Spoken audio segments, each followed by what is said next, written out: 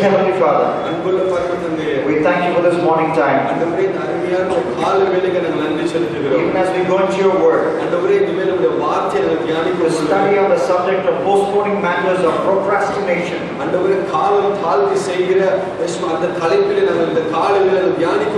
pray that you will speak to us. I pray that young people here will be touched. I pray, Lord, that lives will be transformed.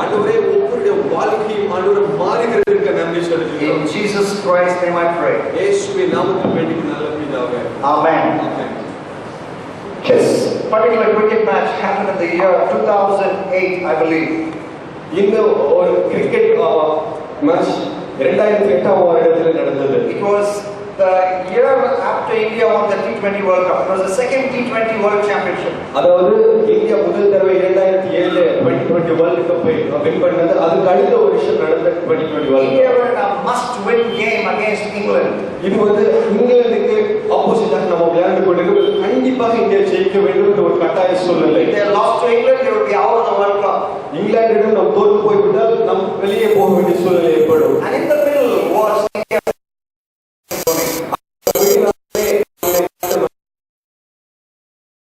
Chasing some 150 plus in 20 overs. India 150 டார்கெட்டை நோக்கி chase பண்ணி விளையாடி கொண்டிருக்கிறார்கள். England really bowled well. Brian Swan especially bowled very well. England பந்து வீச்சாளர் அருமையாக பந்து வீசினாங்க. ஸ்பெஷலா கிரேட் ஸ்வான் சூப்பரா பவுலிங் பண்ணார். And giving Dhoni company was Yusuf Pathan at the other end. அதாவது தோனி கூட அடுத்த முனையில் இருந்தது யாருன்னு கேட்டால் Yusuf Pathan. But as the run rate climbed to Mount Everest levels, கொஞ்ச நேரமாக மவுண்ட் எவரெஸ்ட் சிகரத்தை போல ரன் ரேட் அதிகமாக ஏறிக்கொண்டே இருந்தது. India's captain Mahendra Singh Dhoni, so well known for his helicopter sixes, he was not even trying to hit those sixes.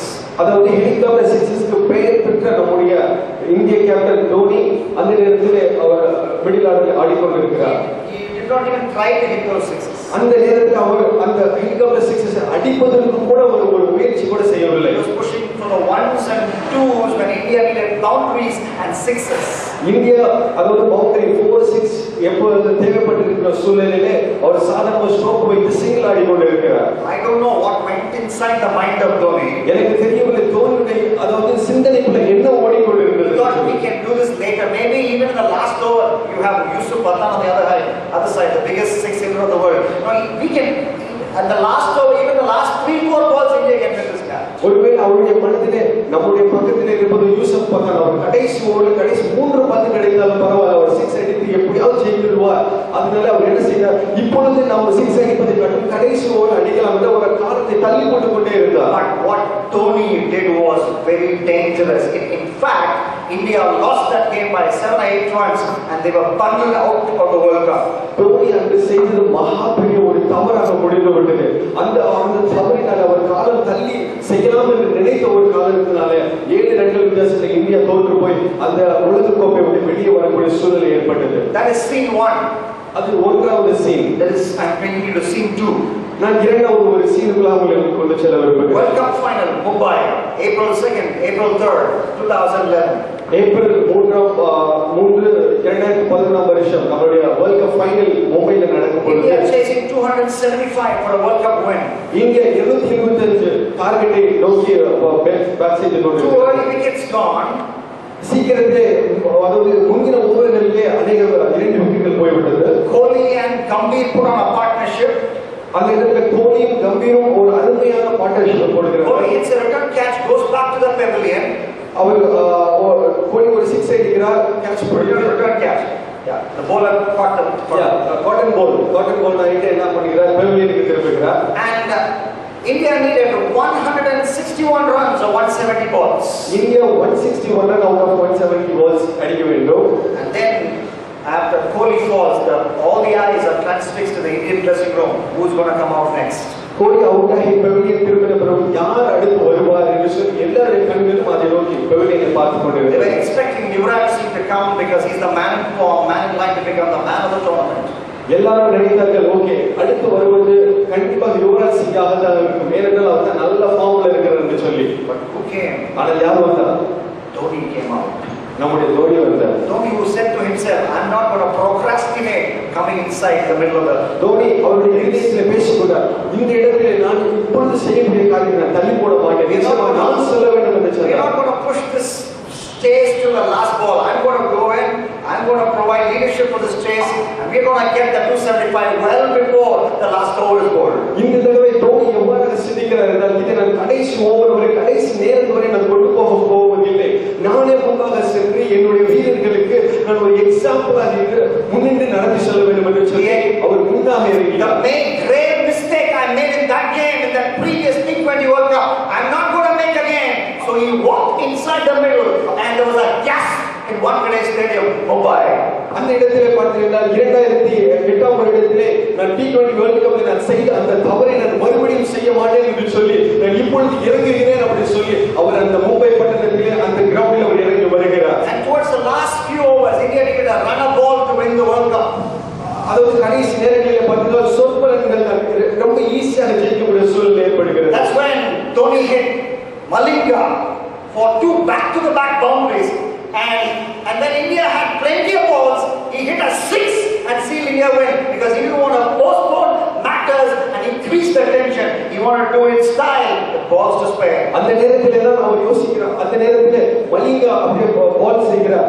அவர் என்ன செய்தார் தெரியுமா, 2-4 boundaries கண்டினியூஸாக பேக் டு பேக் அவர் அடித்து, நான் இதை கடைசி வரை இழுத்து செல்ல போகிறேன், எனக்கு கிடைத்தது இந்த சமயத்தில் நான் அடித்து இந்த காரியத்தை முடிக்க போகிறேன் என்று சொல்லி செய்தார். Postponing matters can mean winning the World Cup or not winning the World Cup. அதாவது தோனியை பொறுத்தளவு இந்த நேரத்திலே நான் செய்யக்கூடிய இந்த காரியத்தை செய்யாமல் நான் தள்ளி வைக்கிறேன் அல்லது தள்ளி போடுவேன் என்று சொன்னால், அதாவது வேர்ல்ட் கப்பை ஜெயிப்பேனா ஜெயிக்க மாட்டேனா என்கிற ஒரு முக்கியமான கட்டத்தில் வந்து நிற்கும். What about you? What about you? நீங்கள் அதை குறித்து என்ன சிந்திக்கிறீர்கள்? Do you postpone matters? நீங்கள் ஒருவேளை செய்யக்கூடிய காரியத்தை செய்யக்கூடிய நேரத்திலே செய்யாமல் காலம் தள்ளுகிறீர்களா? A homework you have to write. Do you postpone your homework? உங்களுக்கு ஹோம்வொர்க்கை செய்யாமல் அதை postpone பண்ணுகிறீங்களா? Sharing Jesus with your friend in your class or your company, do you postpone that?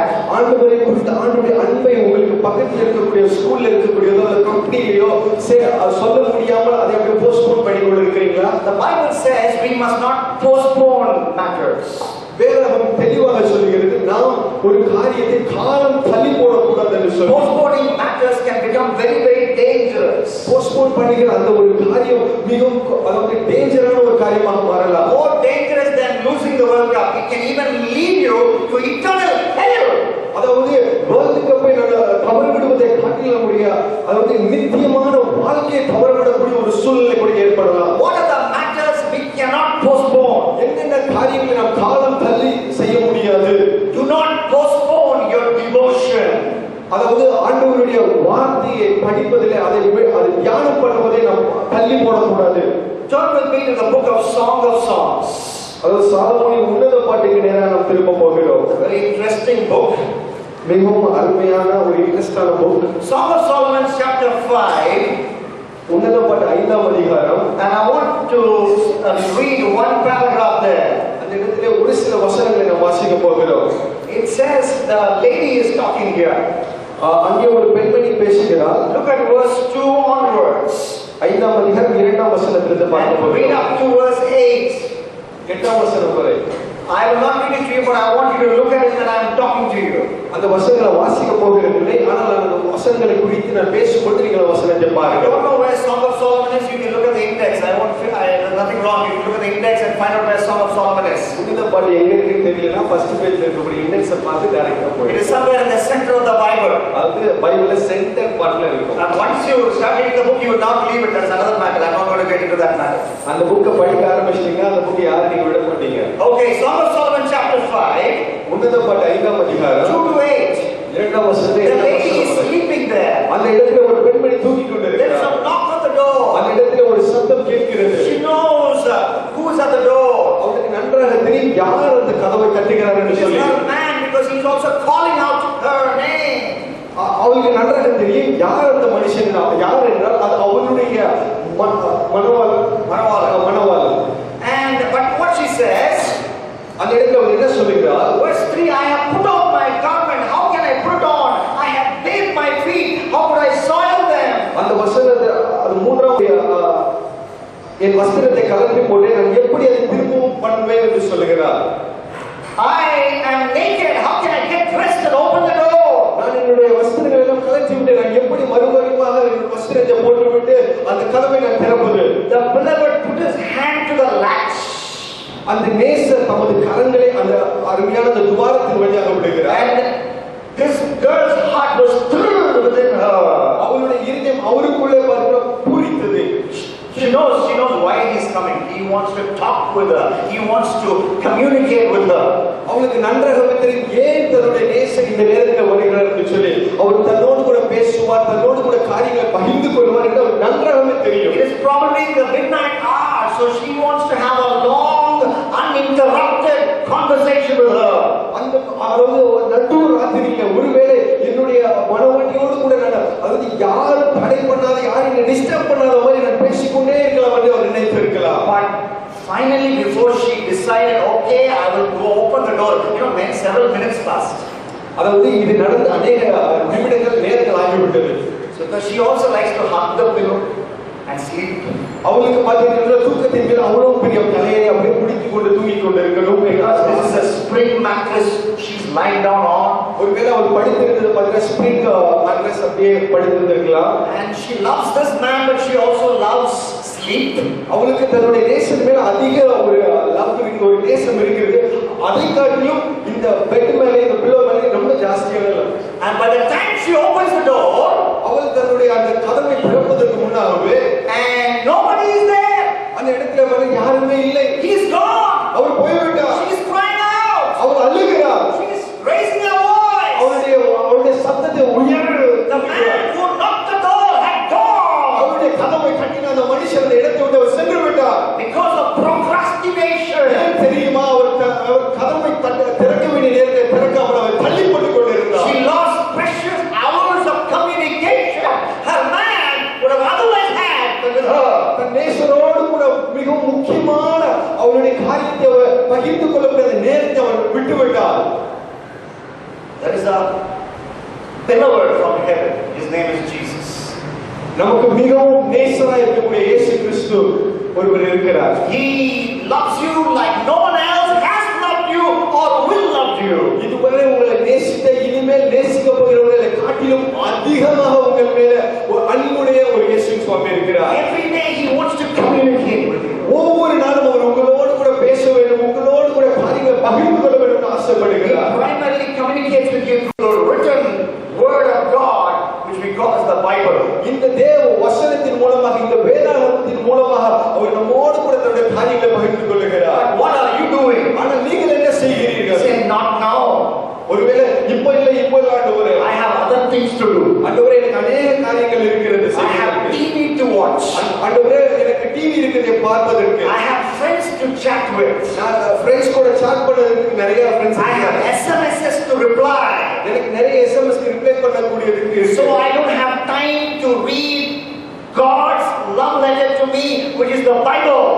அதனால இவ்வளவு காரியங்கள் இருக்கிறதுனால எனக்கு பைபிளை படிப்பதற்கு நேரம் இல்லை என்று சொல்லலாம். But you know what you are missing?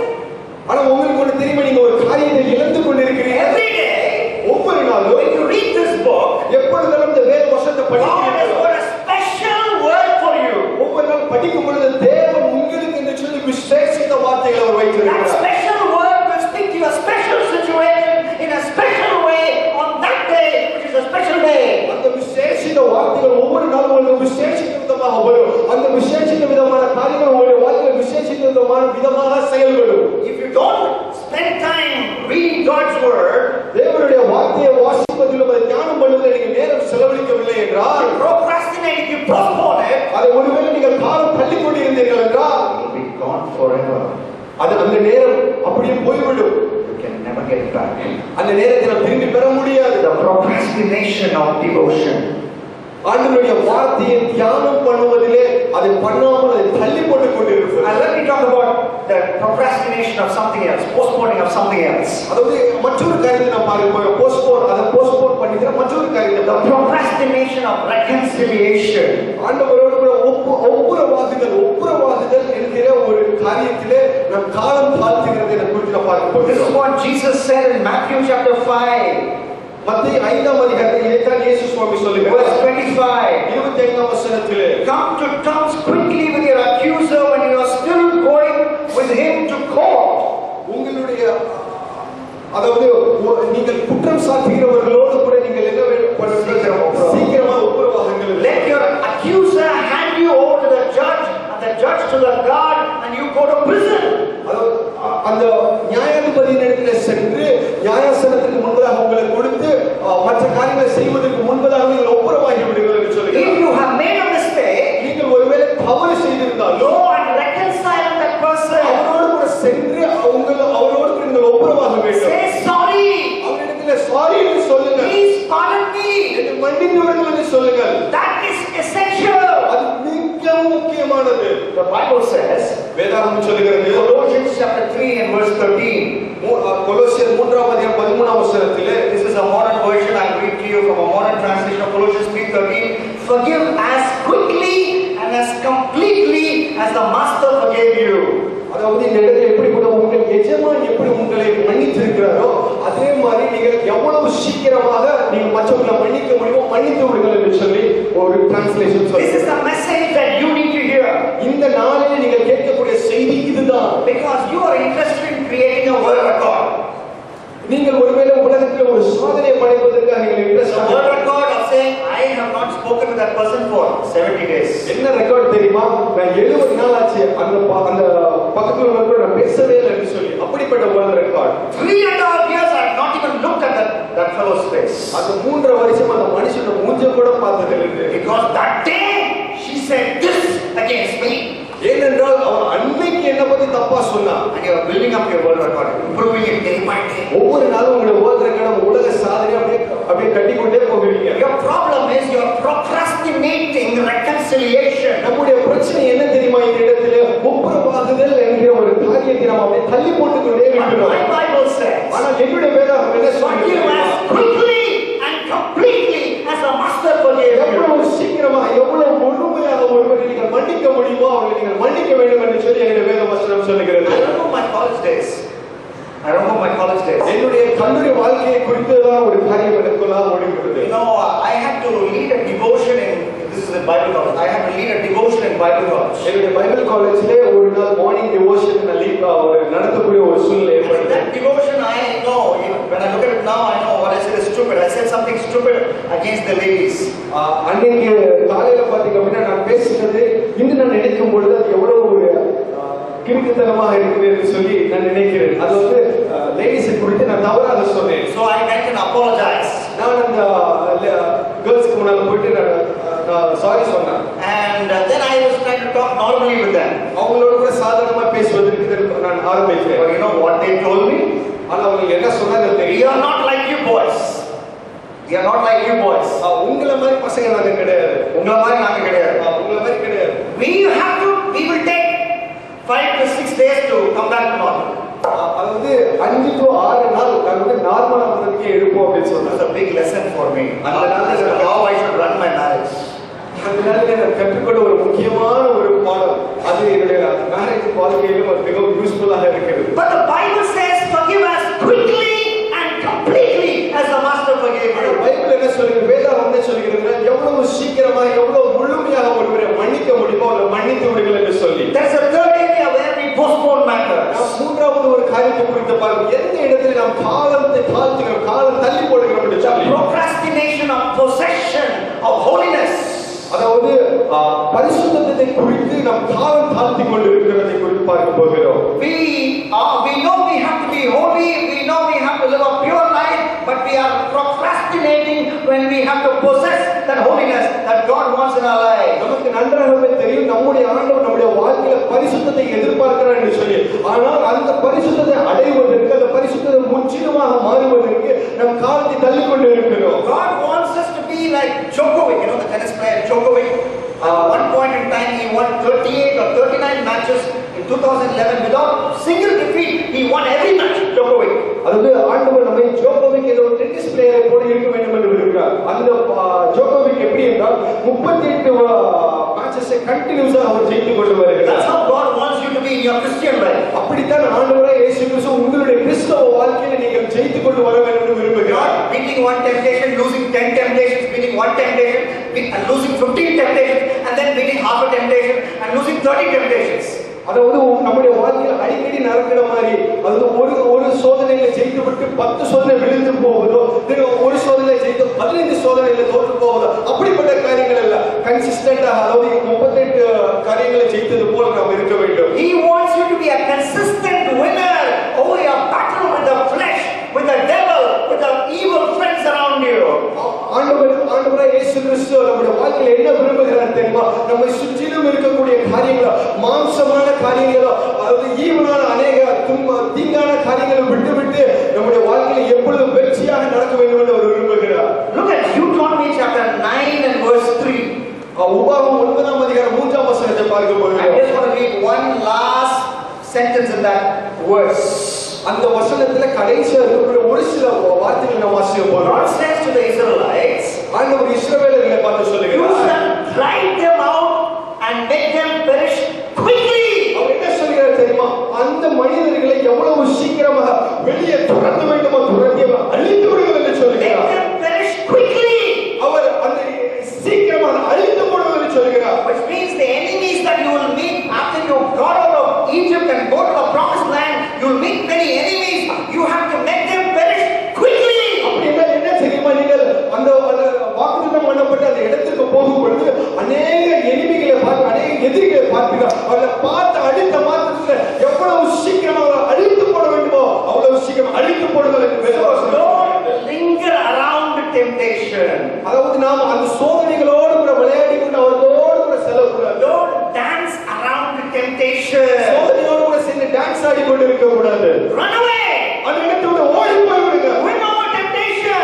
அந்த எல்லா சோதனை ஜெயித்து விடுங்க. That is what I mean by talk when I say we must not procrastinate possession of practical holiness. இதைத்தான் நான் சொல்லுகிறேன். பரிசுத்தத்தை முழுமையாக அடைவதற்கு காலம் தள்ளி அல்லது காலத்தை தாழ்த்தி செய்யக்கூடாது என்று சொல்லி. I don't know what your struggle is. உங்களுடைய வாழ்க்கையில் நீங்கள் என்ன ஒரு காரியத்தை குறித்து நீங்க ஸ்ட்ரகிள் ஆகிருக்கீங்கன்னு எனக்கு தெரியல. A lot of men struggle with watching pornography, filthy pictures, nude pictures on the internet. அநேக பசங்களுடைய வாழ்க்கையில பார்த்தீங்கன்னா அநேக தேவையில்லாத காரியங்களை பார்ப்பது, போர்னோகிராஃபி பார்ப்பதுமான அந்த காரியம் கஷ்டப்படலாம். How do we win over that? அதில் எப்படி நாம் ஜெயிப்பது என்று நீங்கள் ஒருவேளை சிந்தித்துக் கொண்டிருக்கலாம். The word of God at the hour of temptation. Quote the word of God at the hour of temptation. உங்களுக்கு எப்பொழுதெல்லாம் சோதனை வருகிறதோ அந்த சோதனையில ஆண்டவருடைய வசனத்தை உங்களுடைய வாயினால் அறிக்கை செய்து நீங்கள் வெற்றி பெற வேண்டும். 2 Samuel chapter 11 and verse 27. 2 Samuel 11ஆம் அதிகாரம் 27ஆம் வசனத்திலே The Lord was very displeased with what David did. ஆண்டவர் தாவீது செய்த ஒரு காரியத்தை குறித்து அவர் மிகவும் மனசு உடைந்தவராக இருக்கிறார். What did David do? தாவீது என்ன செய்தார் தெரியுமா? He took a long look at the nude body of bathing Bathsheba. தாவீது என்ன செய்தார் தெரியுமா? ஒரு குளித்துக் கொண்டிருந்த ஒரு பத்ஷேபாள் என்ற ஒரு பெண்மணி அவன் பார்த்தார். He took a long look. அவன் அதை பார்த்துக் கொண்டே இருந்தார். But the Bible says in verse 27, 2 Samuel 11:27, the Lord was very displeased with what David did. 2 Samuel 11:27 வசனத்தில் என்ன சொல்கிறதுனா, ஆண்டவர் தாவீது செய்த காரியத்தை குறித்து அவர் மிகவும் மனது உடைந்தவராக அதை குறித்து ஒரு நல்ல ஒரு காரியம் அவர்களை டிஸ்ப்ளீஸ்.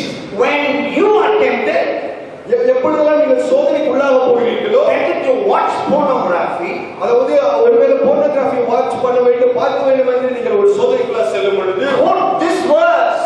ஆண்டவருடைய இந்த வசனத்தை சொல்லுங்கள். And because this is how Jesus overcame temptation. இந்த வசனத்தின் மூலமாக தான் இயேசுவும் அவருடைய சோதனையை அவர் ஜெயித்தார். Jesus quoted God's word and he overcame temptation. You quote God's word, spiritual power will come upon your life and you can overcome temptation. இயேசுவும் தன்னுடைய வாழ்க்கையில அவருக்கு நேரிட்ட அநேக சோதனைகளில் ஆண்டவருடைய வசனத்தை அவர் உச்சரித்தார். ஆண்டவருடைய வசனத்தை அவர் தன்னுடைய வாயினால் அறிக்கை செய்த பொழுது அவருடைய வாழ்க்கையில சோதனையில் அவர் வெற்றி பெற்றார். So you can live a practical, consistent Christian life where you overcome temptation. ஆண்டவருடைய அது நம்முடைய வாழ்க்கையில கன்சிஸ்டன்ட்டா சந்தோஷமாக நமக்கு வரக்கூடிய எல்லா சோதனைகளையும் செய்து இந்த ஆண்டோட வசனத்தை யூஸ் பண்ணி நாம் ஜெயிக்க முடியும். Don't postpone matter. அந்த காரியங்களை குறித்து நீங்கள் காலம் தள்ளி போடாதீர்கள். Fourth area where we postpone matters. நான்காவது ஒரு பர்టిక్యులரான ஒரு ஏரியா நாம் எந்த இடத்துல காலம் தள்ளி செய்கிறோம். Procrastination of intercession. அதாவது மன்றாட்டை குறித்து மன்றாட்டு ஜெபத்தை குறித்து நாம் அநேக நேரத்தில் காலம் தள்ளி போடுகிறோம். Because we are living in a generation, ஏனென்றால் நாம் வாழக்கூடிய இந்த நாட்கள் we will do anything but pray.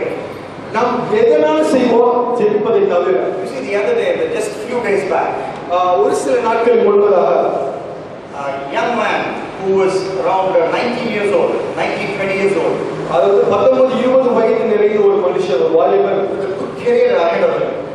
ஒரு நல்ல ஒரு வாழ்க்கை எதிர்காலம் அவருக்கு முன்பதாக இருக்கிறது. He was almost going to be selected to play for Kolkata Knight Riders, owned by Shah Rukh Khan. Shahrukh Khan ஓனரா இருக்கிற அந்த கொல்கத்தா நைட் ரைடர்ஸ் என்ற அந்த டீமுக்காக விளையாடக்கூடிய ஒரு அருமையான வாய்ப்பு அவனுக்கு He இருக்கிறது. took a Suzuki 1000 bike. அவன் என்ன செய்தான்? சுசுகி 1000cc பைக் எடுத்தான். He rode. His ambition was to go at 250 kilometers per hour. அவருடைய ஆசை என்ன என்றால் 250 kilometers per hour அந்த ஸ்பீட்ல நான் போக வேண்டும் என்று சொல்லி. And when he was doing that with his cousin brother at the back, he had a accident. Nobody knows exactly what happened because there was nobody in that road. And there's a 8-lane super highway, a huge road. அது ஒரு பெரிய road, 8 lane ஹைவேல தன்னுடைய cousin அவர் பின்னால வைத்துக் கொண்டு அவர் வேகமாக அவர் சென்று கொண்டிருந்தார். He crashed and he lost his life. அவன் என்ன செய்தார்? நேராக அந்த இடத்துல முட்டி தன்னுடைய வாழ்க்கையை அவன் இழந்து போனான். He is a picture of today's generation. அவன் அதாவது நம் இந்த காலத்துல வாழ்ந்து கொண்டிருக்கிற இந்த தலைமுறைக்கு ஒரு சரியான ஒரு எக்ஸாம்பிள். ஒரு இடத்துல நிக்க முடியாத generation. ஒரு இடத்துல நிக்க முடியாத ஆடினே இருக்கு. Go fast. அதுக்கு நம்முடைய காரியங்களை நம்ம வேகமாக So God செய்யணும். says, walk yourself in the room and walk up and down the room and pray for India. That doesn't make sense to you. ஆண்டவர் ஒருவேளை உன்னுடைய வீட்டை நீ பூட்டிக் கொண்டு ஒரு ரூமை பூட்டிக் கொண்டு மேலே கீழே போய் இந்தியாவுக்காக ஜோப் பண்ணி சொன்னா அது உங்களுக்கு புதிதா இருக்கு. But you say you want to get into the bike and go at 200 kilometers per hour. ஆனா நீங்க என்ன சொல்லிட்டு உங்களுடைய பைக்கை ஏறி கொண்டு 200 கிலோமீட்டர் ஸ்பீட்ல நான் போக வேண்டும் என்று சொல்றீங்க. Be still. ஆண்டவர் என்ன சொல்கிறார் தெரியுமா? இருக்க இடத்துல ஒரு இடத்துல நிவாசிங்க. Go to your room. ஆண்டவர் சொல்கிறார் உன்னுடைய அறைக்கு செல்லுடைய room Says lock the door. உன்னுடைய கதவை பூட்டிக்கொள். God says kneel down. ஆண்டவர் சொல்கிறார் முழங்கால் படியிட்டு God says cry for lost souls. ஆண்டவர் சொல்கிறார் அழிந்து போகக்கூடிய ஆத்துமாக்களை செவி என்று சொல்கிறார். God's word say in Numbers chapter 16. ஆண்டவருடைய வசனம் என்ன 16ஆம் அதிகாரம் என்ன சொல்கிறது? You know what happens there? என்ன நடக்கிறது தெரியுமா? இந்த இடத்துல A major disaster happened. ஒரு மிகவும் கொடூரமான ஒரு சம்பவம் நடக்கிறது. Fire from the Lord came down ஆண்டவரிடத்தில் இருந்து அக்கினி எப்படி வருகிறது and destroyed 250 people who grumbled against the leaders. 250 பேர், அதாவது ஆண்டவர் ஏற்படுத்த லீடர்ஸ் குறித்து தவறாக பேசின அந்த 250 பேரையும் அந்த அக்கினி வந்து பட்சித்து போட்டது. And they were the whole mass of Israelites were watching this happen. இதை வந்து அங்க கூடி இருந்த எல்லா இஸ்ரவேலர்களும் பார்த்து கொண்டிருக்கிறார்கள். And they went to Moses and Aaron. அவர்கள் ஆரோனிடம் மோசேயிடம் போய் They சொல்கிறார்கள், said, you have killed the people of the Lord. என்ன செய்தார்கள்? நீ தேவனுடைய பிள்ளைகளை கொன்று போடுகிறார்கள். God was getting even more angry. ஆண்டவர் என்ன செய்தார்? இதை பார்த்து இன்னும் அதிகமாக கோபம் வருகிறது. And Moses realized that. அப்பொழுது மோசேக்கு அவன் புரிந்து கொள்கிறார். He told his brother Aaron, அவன் தன்னுடைய சகோதரன் ஆரோனிடம் சொல்கிறார், run with the incense. அவன் சொல்கிறான் இந்த தூப வர்க்கத்தை எடுத்துக்கொண்டு ஓடு என்று சொல்கிறான். Run fast. வேகமாக ஓடு என்று Because சொல்கிறான். God is sending a plague upon the people. ஏனென்றால் ஆண்டவர் ஒரு கொடூரமான ஒரு வியாதியை மக்களிடத்தில் செலுத்துகிறார். And if you don't run with the incense, everybody will die. இப்பொழுது இந்த இடத்திலே நீங்க அந்த தூப வர்க்கத்தை எடுத்துக்கொண்டு வேகமாக ஓடவில்லை என்று சொன்னால் ஆண்டவர் எல்லா மக்களும் அழித்து போடுவார் என்று சொல்கிறார். Numbers 16:49 says 14,700 people already started dying. 14,700 already started dying. Numbers 16:49. என்னாகும் 16:49 சொல்கிறது ஏற்கனவே 14,000 ஜனங்கள் அவர்கள் சாக ஆரம்பித்து விட்டார்கள். So Moses didn't run with the incense. அந்த நேரத்தில் பார்த்தீங்கன்னா மோசேயும் ஆரோனும் அவருடைய கையில தூப கலசத்தை எடுத்துக்கொண்டு ஓடுகிறார்கள். Run so that this plague will be stopped. அவர்கள் ஓடுகிறார்கள். அப்படியே அவர்கள் அட்லீஸ்ட் ஓடினாலாவது இந்த பிளேகை ஆண்டவர் ஸ்டாப் பண்ணுவார்னு சொல்லி. We come to the book of Revelation. நீங்கள் வெளிப்படுத்தின விசேஷத்துக்கு வருகிறீர்கள். Revelation chapter 5 and verse 8. Revelation 5ஆம் அதிகாரம் 2ஆம் வசனத்துக்கு வந்தீங்கன்னா Incense is a symbolic of the prayers of the saints incense going up is very similar to prayers of the saints going up to heaven. அந்த தூப கலசம் அது அந்த சுகந்த வாசனையாகிய அந்த தூப கலசம் என்னவென்றால் பரிசுத்தவான்கள் ஏறெடுக்கக்கூடிய ஜெபத்துக்கு ஒரு அடையாளமாக இருக்கிறது. What is God saying? ஆண்டவர் இந்த இடத்துல என்ன சொல்லுகிறார்? Don't waste time. உங்களுடைய நேரத்தை நீங்க வேஸ்ட் பண்ண வேண்டாம். Kneel down. முழங்கால் படியிடுங்க. Intercede for the lost. அழிந்து போகக்கூடிய ஜனங்களுக்காக மன்றாடி ஜெபியுங்கள். 1.2 billion Indians. 1.2 பில்லியன் இந்தியன்ஸ் இருக்கிறாங்க நம்மள. Indians who are going to hell. இந்த 1.2 பில்லியன் இந்தியன்ஸ் இருக்கிறாங்க. அதுல அநேக பேர் அழிவுக்கு நேரா போய் கொண்டு 50,000 of people who visit Tirupati every day and stoop down before idols. 50,000 பேர் திருப்பதி என்கிற அந்த விக்கிரக இடத்திலே அவர்கள் ஒவ்வொரு நாளும் வருகிறார்கள். Hundreds and thousands of Indians, millions of Indians who sink in the muddy waters of the river Ganga, thinking that muddy water of river Ganga will wash them from their sins. ஒவ்வொரு நாளும் 100க்கும் 1000க்கும் மில்லியன்ஸ்க்கும் அதிகமான இந்தியர்கள் அந்த கங்கை அந்த ரிவர்ஸ்ல வந்து அந்த அழுக்கான அந்த ஒரு தண்ணி அவர்கள் எடுத்து அவர்கள் ஏதாவது செய்ய வேண்டும் புண்ணியம் கிடைக்காதா என்று ஏங்கி நிற்கிறார்கள். Bend down on your knees and pray for these lost அவர்களுக்காக நீங்க உங்களுடைய முழங்கால்களை மடக்கி ஜெபியுங்கள். Don't simply pray, Lord, at least can I get you will you give me an Indica card. ஒருவேளை நீங்கள் இப்படி ஜெபம் பண்ண ஆண்டவரே அட்லீஸ்ட் ஒரு இந்திகா கார்டு கொடுங்க ஆண்டவரே சொல்லி ஜெபம். But instead you pray for India. ஆண்டவரே இந்தியாவை காரணம் சொல்லி ஜெபம் பண்ணுங்க. Don't postpone it. நீங்க காலம் தள்ளி செய்யுங்க. Because if you postpone, ஒருவேளை நீங்கள் இந்த காலம் தள்ளுவீர்கள் என்றால் already 14,700 people are dead. இங்க பாத்தீங்கன்னா 14,700 பேர் செத்து கொண்டிருக்கிறார்கள். Postpone, millions and lakhs will be dead.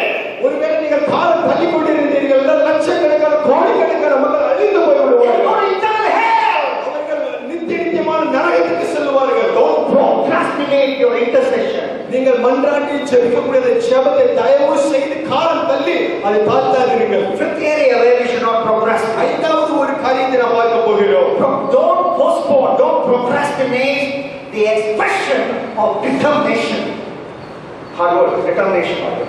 அதாவது நீங்கள் வேலை பார்க்கக்கூடிய இடத்துல நீங்கள் இருக்கக்கூடிய இடத்துல அந்த ஹார்ட் ஒர்க்கை நீங்க பண்ணக்கூடிய ஒர்க்கை போஸ்ட்போன் பண்ணாதீர்கள். Genesis 24th chapter, ஆதியாகமம் 24ஆம் அதிகாரம் verse 56. 56ஆம் வசனத்தில் This chapter is the story of Eliezer. Eliezer என்கிற ஒரு மனுஷனை குறித்து இந்த இடத்தில் He's a எழுதப்பட்டிருக்கிறது. man in a hurry. அவர் ஒரு வேகமாக துரிதமாக செயல்படக்கூடிய ஒரு மனுஷன். Your mother says, go and buy one packet of milk to you. உங்க அம்மா ஒருவேளை சொல்லலாம் தம்பியை போய் ஒரு பாக்கெட் பால் வாங்கிட்டு வான்னு சொல்லலாம். His master said, go and get a girl for my son. ஆனால் அவர் எஜமான் என்ன சொன்னா தெரியுமா, எனக்கு போய் என் பையனுக்கு ஒரு பொண்ணு பார்த்துட்டு வான்னு சொன்னார். So he went on this work.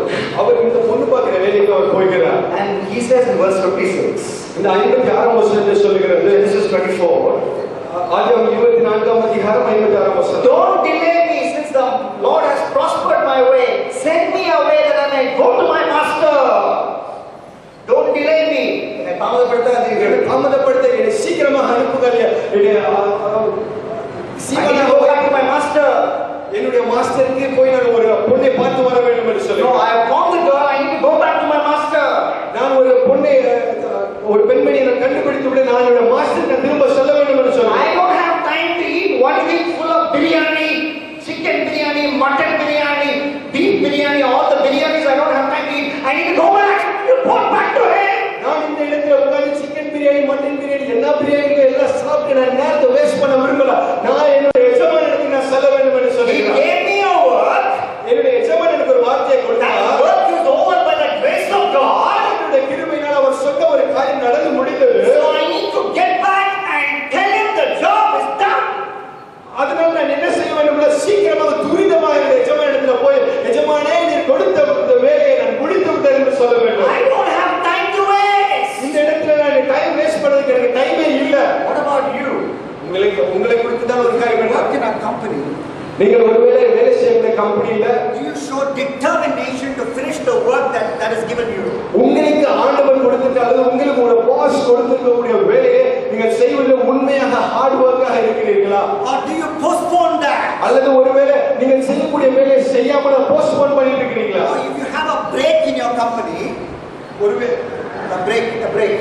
ஒருவேளை உங்களுடைய கம்பெனியில ஒரு பிரேக் இருக்கும் என்றால் Do you take, if it's a 10-minute break, do you take 20 minutes break? Is it the same ஒருவேளை உங்களுக்கு 10 நிமிஷம் தான் பிரேக் கொடுத்திருக்காங்க, 10 நிமிஷத்துக்கு பதிலா நீங்க 20 நிமிஷம் எடுக்கிறீங்களா? Do you postpone hard work?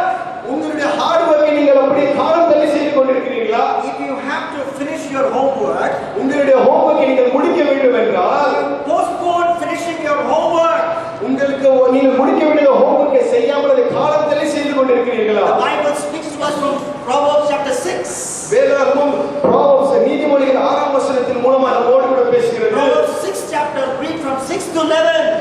நீதிமொழிகள் 6ஆம் அதிகாரம் 6ஆம் வசனத்திலிருந்து 11ஆம் வசனத்தை வாசிக்கும் பொழுது God says, look at the ants. வசனம் சொல்கிறது எருமை பாருங்கள் என்று சொல்லி. The ant prepares, stores food during summer. அந்த எருமானது என்ன செய்கிறது என்றால் இந்த சம்மரிலே தனக்கு தேவையான எல்லா உணவுகளையும் அது ஸ்டோர் பண்ணி வைக்கிறது. So that it can eat during winter. ஏனென்று சொன்னால் அது விண்டரில் அதாவது குளிர்காலத்தில் அதை எடுத்து சாப்பிடாமல். But what are you doing? நீங்கள் என்ன செய்து கொண்டிருக்கிறீர்கள்? How long will you lie there, O sluggard? Verse 9. சோம்பேறியை எவ்வளவு நேரம் படுத்து தூங்கிட்டு இருப்ப? Just like the ant prepares food, stores food during summer, எப்படி ஒரு எறும்பு தனக்கு தேவையான காரியங்களை சம்மரில் அதை சேர்த்து வைக்கிறதோ, you should be studying during the period when you don't have exams. உனக்கு எப்பதான் எக்ஸாம் இல்லையோ அப்பெல்லாம் நீ உட்கார்ந்து படிச்சு ரெடியா On இருக்கணும். the last day of the last hour, not just the night before the exam, but even during the season when you don't have exams, just like the ant which stores food during summer so that it can have enough food during winter, you should be studying even during the times when you don't have exams. எப்படி நம்மளுடைய வாழ்க்கையில எக்ஸாமுக்கு முந்தின நாள் எப்பொழுது நம்ம படிக்கிற மாதிரி கடைசி நாளுக்கு முந்தின நாள் உட்கார்ந்து படிக்க கூடாது. எப்ப எக்ஸாம் அப்போதுதான் உட்கார்ந்து நம்ம எவ்வளவு அழகாக ப்ரிப்பேர் பண்ண முடியுமோ சூப்பரா ப்ரிப்பேர் பண்ணி முடிச்சோம். நம்ம எப்படி இருக்க வேண்டும் என்று சொன்னால் அந்த எறும்பு சம்மரிலே தனக்கு தேவையான காரியங்களை எப்படி ஆயத்தம் பண்ணி வைக்கிறதோ அதே போல எக்ஸாம் இல்லாத நேரத்திலே நம்ம எக்ஸாமுக்கு ஆயத்தமாக இருக்க வேண்டும். So don't postpone working hard. அதனாலே உங்களுக்காக நீங்க செய்யக்கூடிய ஹார்ட் ஒர்க்கை போஸ்ட்போன் பண்ணாதீங்க, காலம் தள்ளி செய்யாதீர்கள். Do it now. இப்பொழுதே செய்யுங்கள். Do it now. இப்பொழுதே செய்யுங்கள். Do it regularly. அது ரெகுலரா பண்ணுங்க, தொடர்ச்சியாக பண்ணுங்க. This is the sixth area where we can postpone matters. ஆறாவது ஒரு முக்கியமான இடத்துல நம்ம போஸ்ட்போன் பண்ணக்கூடிய ஒரு It may காரியம். not apply to everybody. ஒருவேளை இது இங்க இருக்கக்கூடிய எல்லாருக்கும் இது அப்ளை ஆகாம இருக்கலாம். Nevertheless, I will speak about it. ஆனாலும் நான் அதை குறித்து சில வார்த்தைகளை பேச விரும்புகிறேன். The postponement of solemnization of your wedding, postponement of wedding, postponement of the solemnization of the wedding. அதாவது திருமண காரியங்களை குறித்து நீங்கள் காலத்தை போஸ்ட்போன் பண்ணி கொண்டிருக்கக்கூடிய காரியம். You know, you speak to some boys. நாம் சில பசங்களோடு கூட பேசும் பொழுது Are you not getting married? கல்யாணம் பண்ணி are you not getting married? கல்யாணம் பண்ணலையா அப்படின்னு கேட்கும் பொழுது They will reply like some movie stars. அவங்க சில சினிமா நட்சத்திரங்கள் போல பதில் கொடுப்பாங்க. You see, right now I'm busy with my career. I'm not thinking of marriage. இப்போ கரெக்ட்லி பாத்தீங்கன்னா என் வேலையினால ரொம்ப கொஞ்சம் பிஸியா இருக்கிறேன். I go at 8 o'clock in the morning and come back at 10 o'clock. காலைல 8 மணிக்கு போயிட்டு நைட் 10 மணிக்கு வர்றேன். So when, how can I get married? நான் எப்படி கல்யாணம் பண்ண முடியும் அப்படின்னு The கேட்கிறேன். solution is not postponing your wedding, but the solution is altering your lifestyle and getting married. அதுக்கு ஒரு சொல்யூஷன் வந்து அதனால கல்யாணத்தை திருமண காரியங்களை தள்ளி போடுவது சொல்யூஷன் அல்ல. இன்ஸ்டன்ட் அதுக்கு பதிலாக நம்மளுடைய வாழ்க்கை நடைமுறைகளை மாற்றிக்கொண்டு திருமண காரியங்களுக்கு ஆயத்தமாகும். And I have met some women. சில லேடிஸை பார்த்துருக்கேன். 27, 28, 29, 30. அவங்க 26, 27, 30 வயசு ஆயிடுறாங்க. Still not finalized life partner. அவங்க அந்த 30 வயசு ஆயுமே பாத்தீங்க அப்படின்னா அவங்களுக்கு தேவையான அந்த They have not finalized the right partner. அந்த லைஃப் பார்ட்னர் அவங்க வந்து ஃபைனலைஸ் பண்ண மாட்டேன்றாங்க. You know why? ஏன் தெரியுமா? They have not found the right boy. ஏனென்றால் ஒரு கரெக்டான ஒரு பையனை அவங்க வாழ்க்கையில பார்க்கல. You are not looking for the right boy, madam. You are looking for a perfect boy. அதாவது சரியான பையன் சொல்றதை விட ரொம்ப பர்ஃபெக்ட்டா இருக்கக்கூடிய பையனா பார்த்துட்டு இருக்காங்க. So, and they are looking for the perfect boy. அவங்க அது மாதிரி இல்ல ரொம்ப பர்ஃபெக்ட்டா இருக்கணும்னு நினைக்கிறாங்க. But there is no perfect boy on this earth. இந்த உலகத்துல பார்த்தா பர்ஃபெக்ட்டான ஒரு பையனே கிடையாது. There is only one boy. He decided not to get married. உலகத்துல ஒரு மனுஷன் இருந்தா அவர் He decided not to get married. அவர் கல்யாணம் பண்ண போறதுல முடிவு பண்ணிட்டார். God in flesh, Jesus Christ, the only perfect person on this earth. He decided not to get married. அவர் யார் தெரியுமா? பர்ஃபெக்ட்டான பையன் வந்து இயேசு கிறிஸ்து. அவர் நம்ம மேரேஜ் பண்ண கல்யாணம் பண்ண போறதுல All the others are imperfect in some way. அது தவிர இருக்கக்கூடிய எல்லா பசங்களும் imperfect. Some have imperfect nose. சிலருக்கு Some will have imperfect skin complexion. ஒருவேளை சிலருக்கு பாத்தீங்கன்னா இந்த ஸ்கின் கலர் டிஃபரெண்டா Some will have imperfect hair. வழுக்கு மண்டையா இருக்கலாம். There is imperfection everywhere. எல்லா காரியங்களிலும் இம்பர்ஃபெக்ட் இருக்கு. So the solution is not to postpone it. அதுக்கு பரிகாரம் வந்து நம்முடைய திருமணத்தை தள்ளி போடுவதனால இல்லை. You should look at Ruth. நீங்கள் ரூத் போன்ற பொண்ணுகளை பார்க்க வேண்டும். Look at that story, beautiful romance in 4 chapters in the book of Ruth. அந்த ரூத் புத்தகத்திலே இருக்கக்கூடிய அருமையான அந்த ஸ்டோரியை பார்த்தீங்கன்னா கதையை பார்த்தீங்கன்னா see Ruth lost the husband. Ruth தன்னுடைய கணவனை வந்து இழந்து போனார். She is conscious of her negative point. அவள் அந்த ஒரு நெகட்டிவான தன்னுடைய வாழ்க்கையில் இருக்கக்கூடிய ஒரு நெகட்டிவ் பாயிண்ட் அவர் ரொம்ப அதிகமாக நினைத்துக் கொண்டிருக்கிறார். As beautiful as Nayanthara, but she is a widow. அவள் நயன்தாராவை காட்டிலும் அழகாக இருந்தால், ஆனால் அவள் ஒரு விதவை. She knows that, she is conscious of that. அவள் தான் ஒரு விதவை என்கிறதில் அவள் மிகவும் அவருக்கு the Bible says she happened to go inside a field. அவள் அந்த ஒரு அந்த வயல். ஓகே, அந்த வயலில் செல்ல வேண்டும் என்கிற ஒரு சூழ்நிலை ஏற்படுது. There was an old man. அங்கே பார்த்தீங்கன்னா ஒரு வயது முதிர்ந்த ஒரு மனுஷன் இருந்தார். இளைய தளபதி, old man. அவர் ஒரு இளைய தளபதி, அவர் மூத்த தளபதி. Old man, he calls her daughter, many times daughter. அந்த பெரிய வயதான மனுஷன் அநேக நேரத்தில் அந்த ரூத்தை பார்த்து மகளே என்று கூப்பிடுகிறார். But something clicks. Grandmother, மாமியார் also recommends. She says, yes, I will marry him. அங்க பாத்தீங்க அப்படின்னா மாமியார் ரெக்கமெண்ட் பண்றாங்க, தயவு செய்து அந்த பெரியாரை கல்யாணம் பண்ண சொல்லிட்டு அது நடக்குது. She went ahead and married that boy, fully conscious of her weaknesses, and that man also conscious of his weakness, being an older man. அவள் நான் ஒரு விதவை என்று எப்பொழுதும் சிந்தித்துக் கொண்டிருந்த அந்த சூழ்நிலையிலும் அந்த மனிதன் தான் வயது முடிந்தவர் என்று இருந்த சூழ்நிலையிலும் அவர்கள் இருவருமாக திருமணம் செய்து கொள்கிறார்கள். Two imperfect people get married. ரெண்டு இம்பர்ஃபெக்ட்டான ஒரு மனுஷங்க திருமணத்தை செய்கிறார்கள். God bless that marriage. ஆண்டவர் அந்த திருமணத்தை ஆசீர்வதித்தார். Their family, அவர்களுடைய வம்சத்தின் வழியாக born the perfect man Jesus Christ. அவருடைய வம்சத்தின் வழியாக வந்தவர் தான் பெர்ஃபெக்ட்டான ஒரு மனிதர். That is God blessing that choice. That is God blessing that. You realize who you are. You got married. You were not looking for some Superman. God blessed that wonderful thing that brought this man over with the birth of Jesus Christ in that family. அது சாதாரணமாக பார்த்தீர்கள் என்றால் அந்த ஒரு சந்ததியின் மூலமாக தான் பெர்ஃபெக்ட்டான இயேசு கிறிஸ்து இந்த உலகத்திற்கு வந்தார். இயேசு கிறிஸ்து என்ன செய்தார் தெரியுமா? அவர்கள் எடுத்த அந்த சாய்ஸ் அவர் பிளஸ் பண்ணி அந்த சாய்ஸுக்கு அவர் அதிகமாக மரியாதை கொடுத்து அதன் மூலமாக பார்த்தீங்கன்னா ஒரு புது ஜெனரேஷன் பெர்ஃபெக்ட்டான மனுஷனை இயேசு கிறிஸ்து உலகத்தில் வந்தார். Don't give a hard time to your parents. அதனால நீங்கள் என்ன உங்களுடைய பெற்றோர்களுக்கு ஒரு கஷ்டமான ஒரு காலத்தை நீங்கள் கொடுக்காதீங்க. Don't keep on saying no. If that boy is a believer and he has the same feverishness, she has the same feverishness like you have for Jesus, go ahead, get married. உங்களுடைய பெற்றோர்களை எதற்கெடுத்தாலும் no இல்ல இந்த பையன் சொல்லிட்டா இந்த பொண்ணு காலம் தள்ள வேண்டாம். அதாவது ரட்சிக்கப்பட்ட உங்களை போலவே இருக்கக்கூடிய ஃப்ரீக்வென்சி இருக்கக்கூடிய அந்த ஒரு பையன் இருக்கும் என்றால் அதற்கு செல்லுங்கள். Don't procrastinate the solemnization of your wedding. திருமண காரியங்களை குறிப்பதான காரியங்களை தயவு செய்து நீங்கள் postpone பண்ணாதீர்கள். Then after you get married, கல்யாணம் திருமணம் ஆன பின்பதாக some young people, especially after this coming up of the corporate world, some young people say this. சில வாலிபர்களாக ஸ்பெஷலா கார்ப்பரேட்ல வர்க் பண்ண சில பேர் சொல்ற காரியம், they say, well, now I will build up my career. I am married, I will build up my career.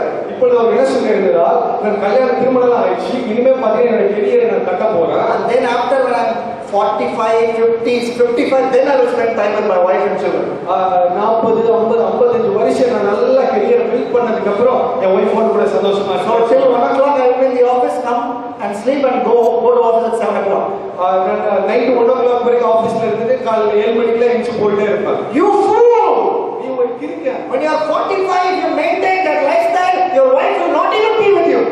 நீ 45 வயசு வரைக்கும் இதே லைஃப் ஸ்டைல்ல போயிட்டு இருந்தா உன்னுடைய வைஃப் கூட இருக்க மாட்டோம். We are living in days even when wives of great preachers of the gospel leave husbands when they don't spend time with their wives. நாம் வாழக்கூடிய இந்த நாட்கள் எப்படிப்பட்ட நாட்கள் என்று சொன்னால் அதிகமாக பிரசங்கிக்கக்கூடிய பிரசங்கிமார்களுடைய மனைவிகளை வைஃப் பிரசங்கிகள் அதிகமாக நேரம் செலவழிக்காத காரணத்தினால அவர்களை விட்டு பிரிந்து போகக்கூடிய காலத்தில் வாழ்கிறோம். You think your wife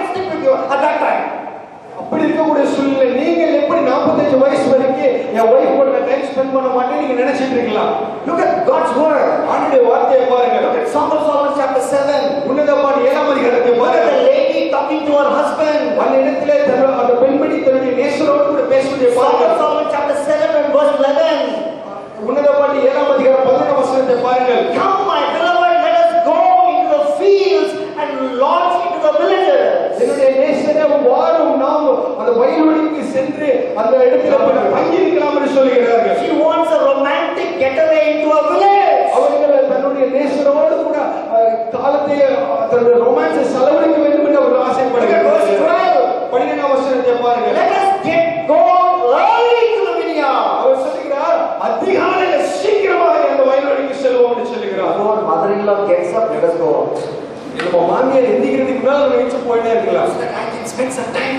அப்படின்னா நான் கொஞ்ச நேரமா உங்களோட டைம் ஸ்பெண்ட் பண்ண முடியும். This book which I'm preaching to you is a practical book. இந்த வேத வசனத்தை பிரசங்கித்துக் கொண்டிருக்கிற இது மிகவும் பிராக்டிகலான நம்முடைய அனுதின வாழ்க்கையில பயன்படக்கூடிய ஒரு காரியம். Not abstract theology but practical guidelines for everyday living. அது ஏதோ யாரோ எழுதின ஒரு தியரியாக இல்ல, அது நம்ம அனுதின வாழ்க்கையில பயன்படக்கூடிய ஒரு காரியமா இருக்கிறது. Seventhly, don't procrastinate donation or helping others. ஏழாம் காரியம் என்னவென்றால் மற்றவர்களுக்கு நாம் உதவி செய்வதை நாம் காலம் தாழ்த்த கூடாது. Look at this girl called Rebecca. Rebecca என்கிற ஒரு பெண்மணியை நாம் Look பார்க்கிறோம். at Genesis 24 again. ஆதியாகமம் 24ஆம் அதிகாரத்தை மறுபடியும் பார்க்க போகிறோம். Look at verse 18.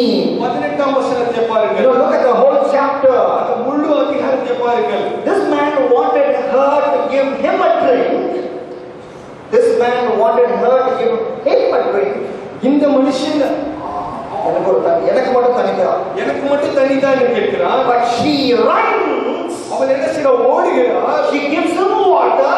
அவனுக்கும் அந்த தண்ணி கொடுக்கிறாள். She runs again. அவள் மறுபடியும் ஓடுகிறாள். She waters this man's camel. அந்த மனுஷனுடைய ஒட்டகங்களுக்கெல்லாம் அவள் தண்ணி கொடுக்கிறாள். Here is the woman who gives. இங்க ஒரு பெண்மணியை பார்க்கிறோம், அவள் அதிகம் கொடுக்கிற ஒரு பெண்மணி. And you look at verse 20. அந்த 20ஆம் வசனத்தை பார்க்கும் பொழுது She runs to her family. அவள் தன்னுடைய குடும்பத்துக்கு நேரா ஓடுகிறாள். He will challenge Usain Bolt. Usain Bolt, the fastest man on this earth. Rebecca can challenge Usain Bolt. Usain Bolt என்கிற மிகவும் அதிக வேகமா ஓடக்கூடிய அந்த மனுஷனுக்கு அதிக ஈஸியாக வீழ்த்தி விட்டு செல்லக்கூடிய Usain Bolt, he has to help others. அவள் ஒரு உசைன் போல்ட்டாக இருந்தாள். அதனால்தான் அவள் அநேகருக்கு உதவி செய்ய முடிந்தது. To get water. அந்த தண்ணி எடுத்து வருவதற்கு, To give the camels. ஒட்டகங்களுக்கு தண்ணீர் கொடுப்பதற்கு. What about you? நீங்கள் எப்படி இருக்கிறீர்கள்? Your grandma, you are living in a two-play house and the grandma is on the first floor and you are down. நீங்க ஒருவேளை பெரிய பங்களால இருக்கிறீங்க, உங்க கிராண்ட்மா பாட்டிமா ஃபர்ஸ்ட் ஃப்ளோர்ல இருக்கிறீங்க, நீங்க கீழ இருக்கிறீங்க. And she says, can you get me a cup of water? அவங்க ஒருவேளை பாப்பா தம்பி எனக்கு ஒரு டம்ளர்ல தண்ணி கொண்டு வா சொல்றாங்க. And then going with the answer you give your grandma, அவங்களுக்கு நீங்க அருமையான ஒரு ஆன்சர் கொடுக்குறீங்க. I imagine you are thinking you have to climb Mount Everest to give her a cup of water. நீங்க எப்படி நினைச்சிட்டு இருக்கீங்க? அப்படியே ஏதோ மவுண்ட் எவரெஸ்ட் அப்படியே மேல ஏறி போய் அவங்களுக்கு தண்ணி கொடுக்கணும்னு சொல்லி 15 steps up and how will I climb all those 15 steps and give one glass of water to grandma? ஆமா, இந்த பாட்டியம்மாக்கு 15 படி ஏறி போய் நான் தண்ணி கொடுக்கணுமா? No! நான் அதெல்லாம் கொடுக்க முடியாது. Run when you have to help somebody. ஒருவருக்கு நீங்க உதவி செய்யக்கூடிய ஒரு சூழ்நிலை ஏற்பட்டால் ஓடுங்கள் வேகமாக. Run, show speed when you have to make a donation to a church project or to give to a man of God. Run, show speed. Don't be making all the calculations. I have to give tithe, so 10%. So this is 3,000 rupees and 15 paisa. Don't do all that. Run, be in a hurry, give out. ஒருவேளை நம்முடைய ஆலயத்திற்கு என்று நீங்கள் கொடுக்க வேண்டும் என்றாலோ, அல்லது சில மிஷனரி ஆர்கனைசேஷனுக்கு என்று, அல்லது சில ஊழியத்துக்கு என்று நீங்கள் கொடுக்க வேண்டும் என்றால் வேகமாக ஓடுங்கள், துரிதமாக ஓடுங்கள். காலம் தாமதிக்காதீங்க. கால்குலேட் பண்ணி டைம் வேஸ்ட் பண்ணாதீங்க. சில நேரத்துல நம்ம கொடுக்க முடியல, ஓகே 3000 இங்கே இது சொல்லிட்டு 3015 பைசா அப்படின்னு கால்குலேட் பண்ணி டைம் வேஸ்ட் பண்ணாதீங்க. அதுக்கு பதிலாக நீங்கள் கொடுக்கக்கூடிய அந்த காரியத்திலே துரிதமாக செயல்படுங்க.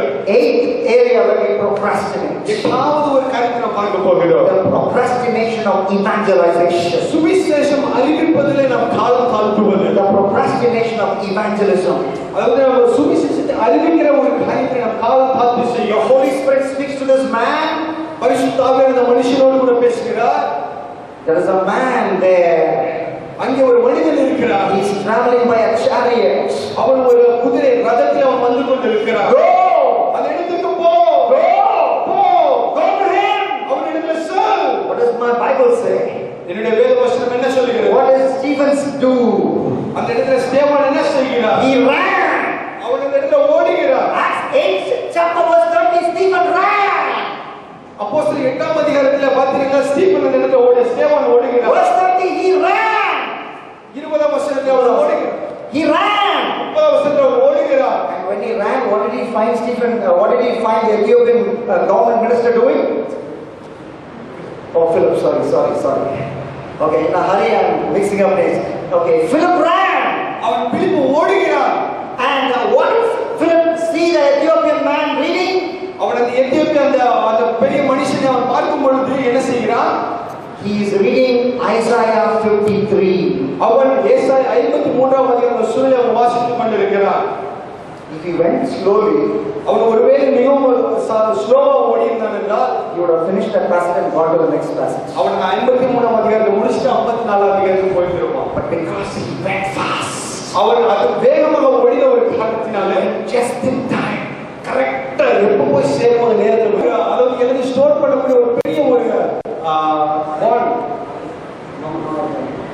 he wanted to build a bigger storehouse, ஒரு பெரிய ஸ்டோர் ஹவுஸ் பில்ட் பண்ணுகிறான். because he wants to live for many years. அவன் அநேக நாட்கள் வாழ வேண்டும் என்று நினைத்து கட்டுகிறான். One day itself I'm eating so much now.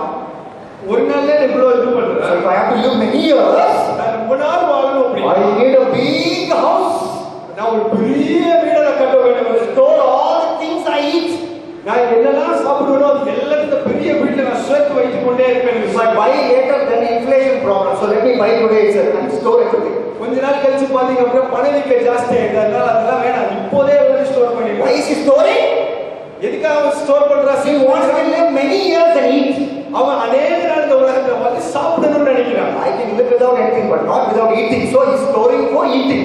நான் வந்து எதனால விட்டு இருந்துருவாங்க, என்னால சாப்பிடாம இருக்க முடியாது. அதனால அவன் என்ன பண்றானா எல்லாத்தையும் சேர்த்து வைக்கிறான். He was talking about many years. அவன் அநேக வருஷங்களை குறித்து அவன் யோசிக்கிறான். God says, ஆனா ஆண்டவர் சொல்லுகிறார், you fool. You fool. மடையனே, Tonight. இன்று இரவு. You are talking about many years, but God says, tonight. இன்று இரவு. Your life will be taken away from you. ஒருவேளை உன்னுடைய ஜீவன் உன்னை விட்டு போகும் என்றால், your life, this is God speaking, your life will be taken away from you. இன்று இரவு உன்னுடைய ஜீவன் உன்னை விட்டு எடுபடும். What will happen to all these things that you have stored? நீ சேர்த்து வைத்திருந்த காரியங்கள் எல்லாம் என்னவாகும்? After you die, நீங்கள் மரித்த பின்பதா, and death can come to us at any time. நமக்கு மரணமானது எந்த நேரத்தில் எப்பொழுதும் வரலாம். You see, when there were people were getting inside the Supreme Court, getting tokens, or Delhi High Court getting tokens to get in the bomb blast, and 7 people died, or 8 people died, or 10 people died. One young man was 21 years old. அதாவது ஒரு சில நாட்களுக்கு முன்பதாக Delhi ஹைகோர்ட்ல token வாங்கி கொண்டு உள்ளே செல்வதற்காக மக்கள் நின்று கொண்டிருக்கிற அந்த நேரத்தில் திடீரென்று ஒரு வெடிகுண்டு வெடித்தது. 7 பேர் செத்து போய்விட்டார்கள். அந்த 7 பேர்ல ஒருவர் பார்த்தீங்கன்னா 21 வயது நிறைந்த ஒரு வாலிப சகோதரர். This is India. இது இந்தியாவில் நடக்கிறது. You get out of Sing, you come to London Central. நீங்க சென்ட்ரல் ஸ்டேஷனுக்கு வருவீங்களா? Come to Suburban. நீங்க Suburban 50 people are there to take the ticket to Adayar. 50 பேர் அடையாள டிக்கெட் எடுத்து இருக்காங்க. Avadi, sorry. அவடி இருக்காங்க. The bomb can be there. அந்த இடத்துல பாம்பு வெடிக்குது ஒரு And you can go. நீ ஒருவேளை செத்து போயிடலாம். You know, anybody can die anytime. This is the world we live in. நாம் வாழக்கூடிய இந்த உலகத்துல நாம் எப்பொழுது வேணாலும் எந்த நேரத்தில் செத்து போகக்கூடிய. And after you die, நீங்கள் மரித்த பின்பதாக you have no chance for salvation. மரித்த பின்பதாக நமக்கு ரட்சிப்பு அடைவதற்கு ஒரு வாய்ப்பே கிடையாது. Hebrews 9:27 the Bible says. எபிரேயர் 9:37 ஆண்டுடைய வசனம் சொல்லுகிறது. 9:27 27ஆம் வசனத்திலே man is destined to die once and after that face judgment. அது சொல்லுகிறது மனுஷன் ஒரு முறை மரித்த பின்பதாக அவன் நியாயாசனத்துக்கு முன்பாக அவன் நிறுத்தப்படுகிறான். After you die only judgment. நீங்கள் மரித்த பின்பதாக நேராக சென்று நியாயாசனத்துக்கு முன்பாக நிற்கிறோம். And if you are in Christ, நீங்கள் கிறிஸ்துவுக்குள் இருக்கிறீர்கள். Romans 8:1 says if you are in Christ, ரோமர் 8ஆம் அதிகாரம் 1ஆம் வசனம் சொல்லுகிறது நீங்கள் கிறிஸ்துவுக்குள் இருக்கிறீர்கள். you will have no condemnation. உங்களுக்கு அந்த condemnation inside in a church. அதாவது சபைக்குள்ள இல்ல. It's good to be in a church. சபைக்குள்ள இருப்பது மிகவும் ஒரு சந்தோஷமான. Not in a family where Tata is bishop. தாத்தா பிஷப்பா இருக்கக்கூடிய ஃபேமிலிக்குள்ள இருக்கிறதுனால இல்ல. It helps. It's wonderful to have your Tata as a bishop. Wonderful. மிகவும் அருமையான ஒரு காரியம் ஒரு தாத்தா பிஷப்பா But the இருக்கிறது. Bible doesn't say if you are in a family or in a church there will be no condemnation. It says if you are in Christ there is no condemnation on the day of judgment. வேத வசனம் சொல்கிறது நீங்கள் ஒரு குடும்பத்துக்குள்ள இருப்பதனால ஒரு bishop குடும்பத்தில் இருப்பதனால ஆக்கினை தீர்ப்பு அல்ல. அப்படிப்பட்ட காரியம் அல்ல. நீங்கள் கிறிஸ்துவுக்குள் இருக்கும் பொழுது ஆக்கினை தீர்ப்பு இல்லை. That is in a relationship with Jesus. அது என்னவென்றால் ஆண்டவரோடு கூட இருக்கக்கூடிய ஒரு உறவை குறித்து சொல்கிறது. Do you have a relationship with Jesus who died for you on the cross of Calvary, who shed his blood for you on the cross? உங்களுக்கு கல்வரை சிலுவையில் அடித்து நொறுக்கப்பட்டு உங்களுக்கு இரத்தம் சிந்தி அந்த இயேசு கிறிஸ்துவோடு கூட ஒரு நெருங்கின உறவு இருக்கிறதா? Do you have a relationship with the one who said, behold, I stand at the door and knock. If anyone hears my voice and opens the door, I will come in and eat with them. இதோ வாசற்படியில் நின்று கதவை தட்டுகிற சத்தத்தை கேட்டு கதவை திறப்பார், யாராவது ஒன்று திறப்பார் என்று சொல்லுகிற அந்த தேவ அந்த இயேசு கிறிஸ்துவோடு கூட உங்களுக்கு ஒரு நெருங்கின உறவு இருக்கிறதா? In Luke 9:51, Luca 9:51 the Bible says, வேத வசனம் சொல்கிறது, Jesus resolutely set his face towards Jerusalem. ஆண்டவர் எருசலேமை நோக்கி தன்னுடைய முகத்தை திருப்பினார். With a determination he looked at Jerusalem. ஒரு டிட்டர்மினேஷனோடு கூட அது உன்னிப்பான ஒரு காரியத்தோடு கூட ஒரு எருசலேமை நோக்கி தன்னுடைய முகத்தை திருப்பினார். Peter said, don't go, Lord, to Jerusalem. Don't go. பேதுரு சொன்னார், ஆண்டவரே நீ எருசலேமுக்கு போக வேண்டாம் என்று சொன்னார். You go there, you'll die.